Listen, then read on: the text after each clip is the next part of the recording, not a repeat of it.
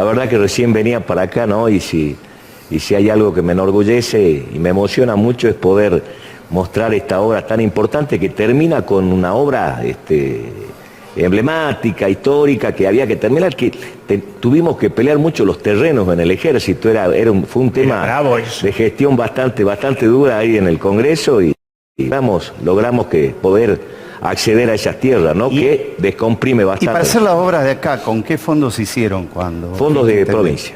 Esos son provinciales. Provinciales. Vos sabés que hay un dato que es interesante, que me parece que va a ser muy importante y que no veo que tenga difusión.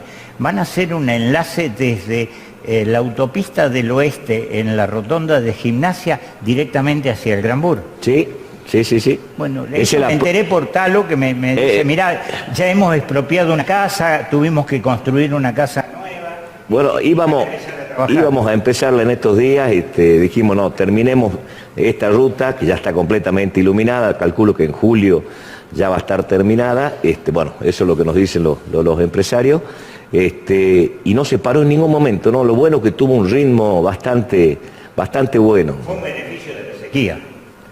La sequía por un lado ayudó y por otro lado nos destrozó, pero bueno, la verdad que han sido 3 años muy difíciles. Me recordarán como el gobernador de la pandemia, ¿no? Es muy lindo. Una de esas de la autopista, ¿por qué no? Bueno, vamos a tratar que nos recuerden también por las grandes obras, ¿no? El aeropuerto, la ciudad deportiva, la ciudad judicial en Orán, el centro de convenciones. Pero para el aeropuerto y la ciudad deportiva falta. No, el aeropuerto ya está licitado, ya se abrieron los sobres. Licitado, hay que verlo. No, bueno, pero así decían también cuando yo firmaba los convenios, decía, y las obras no van a venir, no van a estar. Ahí están las obras, se están haciendo, algunas a un paso más lento, otras a un paso más avanzado, pero en definitiva las obras se están haciendo. Estuve en Orán, en la ciudad judicial, y la verdad que está avanzando muy bien, el centro de convenciones en Cafayate también, y así muchísimas obras, muchísimas obras. La gente podrá decir que hay cosas prioritarias y todo, y también estamos ocupándonos de lo urgente y de lo importante, y bueno. A todos los candidatos a gobernador le preguntamos, ¿no? ¿Cómo ve la Salta del futuro? Es decir, ¿cuál es la Salta que Gustavo Sáenz se configura en su cabeza? Yo la veo con una esperanza muy grande. Yo llegué a la gobernación con muchos sueños, con muchos proyectos, la Salta que tenía en mi mente es la que está empezando a verse. Me sorprendió la mortalidad infantil, una realidad dolorosa y triste en el norte, me sorprendió la pandemia, me sorprendió la crisis económica, me sorprendió la sequía, que desde el año 1929 no se daba en Salta. La crisis económica no nos ha tocado tiempo de bonanzas para hacer obras. Pero no nos quedamos de brazos cruzados, seguimos gestionando, y la Salta que queremos es la que estamos mostrando, la que estamos haciendo de a poco, con mucho sacrificio, con mucho esfuerzo, con mucha humildad y con mucha grandeza. A veces me preguntan, me dicen, ¿por qué tienen que votarlo a Gustavo Sáenz? Seguro va a ser una de las preguntas de ustedes, y recién escuchaba a algunos candidatos y los escucho muchas veces decir, y me acuerdo de un dicho de mi abuela que decía, dime de qué te alabas y te diré de qué careces.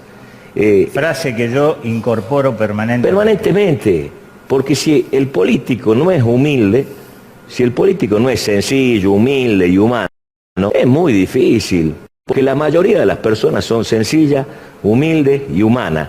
Reconocen que cometen errores todos los días. Imagínense, yo todos los días de mi vida reconozco que cometo errores. Pero eso no significa mostrar debilidad, yo creo que es mostrar grandeza. Hoy vemos en los canales de televisión cómo se pelean a nivel nacional, a nivel provincial, cómo habla mal uno del otro, cómo se echan las culpas. La culpa es del gobierno anterior, no, la culpa es de este gobierno. No, el que sacó el crédito fue el gobierno anterior, pero lo que pagamos somos nosotros. Y en definitiva la solución a la gente nos lleva. Y esta no es la agenda que la gente espera. La gente está esperando que le resolvamos sus problemas, que son los problemas diarios, cotidianos, que evidentemente esta ruta no los va a resolver. Esta ruta, el centro de convenciones tampoco, pero escúchenme, yo asumí y me tuve que dar con realidades difíciles. La pandemia nos sorprendió a todos, pero también nos mostró una realidad de un sistema de salud pública colapsado, precarizado, obsoleto, sin médicos, con enfermeros precarizados que cobraban 12.000 pesos, en algunos casos sin médicos, sin aparatología. Pero el problema de los médicos sigue siendo reclamado, ¿no? En el interior pero nosotros lo resolvimos. Lo que pasa es que van creciendo, al igual que la inseguridad. La inseguridad es un tema que está arriba en todos los focus group que se hacen en el país. Es decir, siempre estamos por detrás de los problemas. Lamentablemente esto pasa cuando los gobiernos no priorizan lo que tienen que priorizar, que es la salud pública, la educación y la seguridad.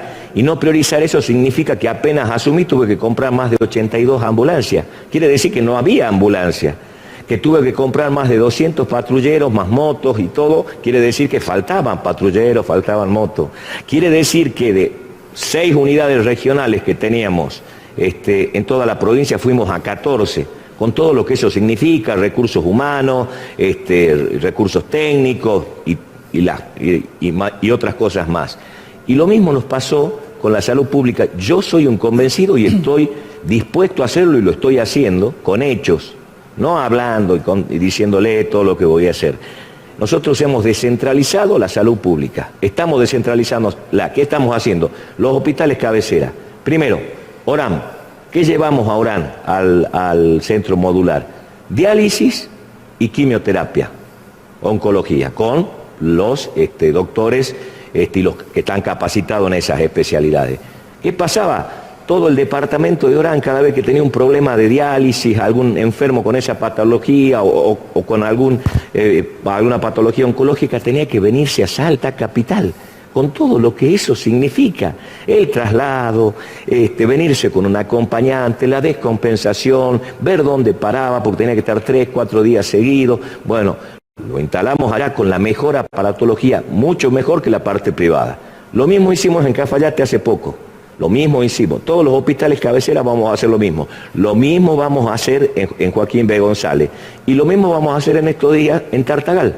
En Tartagal vamos a inaugurar con los médicos, ya conseguidos los médicos. No es fácil conseguir médicos que quieran ir al interior. No es fácil. No es decir, digan, los vamos a motivar y vamos a resolver el problema. No es tan fácil si no lo hubiesen hecho antes. Hablando del interior, Gustavo, en Metán ya consiguieron, porque se inauguró un hermoso centro de terapia intensiva, sí, pero no tenían médicos especialistas en terapia intensiva. Se necesitaban terapistas, era muy difícil conseguirlo, ya está el terapista, sí, ya están trabajando. Bueno, era un viejo pedido de ese hospital de tener terapia intensiva. Por eso yo creo que se han ido solucionando cuestiones históricas, problemas estructurales muy importantes, que también quizás no se veían tanto porque no hubo pandemia. La pandemia mostró realidades muy difíciles, muy dolorosas. Y la crisis económica está mostrando realidades. La inflación, la frontera, la falta de empleo, todo eso repercute en la inseguridad. Ahora, también hay que decirlo y con todas las palabras, el gobierno nacional, que sea el anterior o se llevaron 500 gendarmes de la frontera nuestra. Se los llevaron a Rosario y al conurbano. Y nos dejaron absolutamente desprotegidos. Y es una pelea que estoy dando con todos los gobernadores para que vuelvan los gendarmes a controlar la frontera. Y no, porque la gente no está con la Constitución bajo el brazo diciendo, a ver, esto es nacional, esto es provincial y esto es municipal. La gente nos reclama a los políticos más cercanos, que son los que están, todos los problemas, que son los que están siempre, no solo en campaña, siempre al lado de la gente. A mí me hubiese gustado que los que están ahora en campaña, al lado de hubiesen estado conmigo por una cuestión ya de decir, también tengo alguna representación. Cuando uno tiene un cargo, tiene una carga pública. Pero yo me encontraba solo en los centros de salud, en los hospitales, con los enfermeros, con los médicos, con los policías, con el personal esencial, con los colectiveros.